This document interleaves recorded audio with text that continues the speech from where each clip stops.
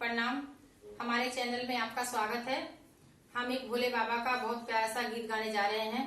सावन का महीना है, आप लोग भोले बाबा का गाना सुनिए, लाइक और सब्सक्राइब करिए। प्लीज आप मेरे गानों को पूरा सुना करिए और लाइक और कमेंट करिए।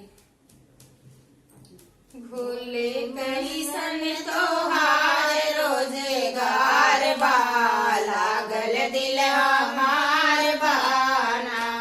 भोले कैसन तोहार रोजगार बा, लागल दिल हमार बाना।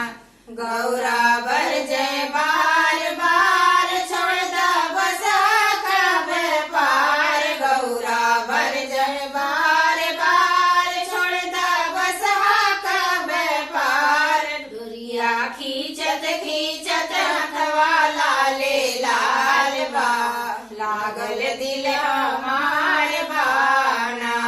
डोरिया खींचत खींचत हथवा लाले लाल बा, लागल दिल हमार बाना।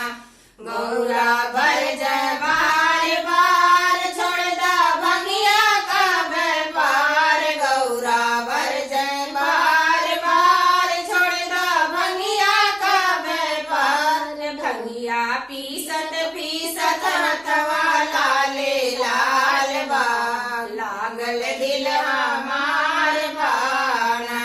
भंगिया पीसत पीसत हथवा लाले लाल बा, लागल दिल हमार बाना।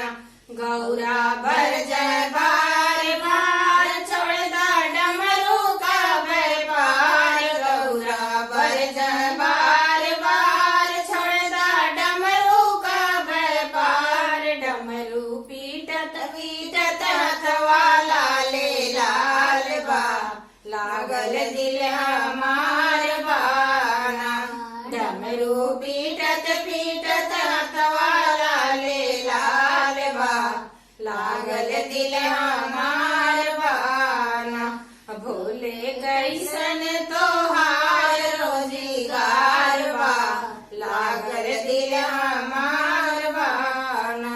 गौरा बर जय बार बार छोड़ दा गांजा का व्यापार। गौरा बर जय बार बार छोड़ दा गांजा का व्यापार। चीलम पोछत पोछत हथवा लाले लाल बा, लागल दिल हमार बाना।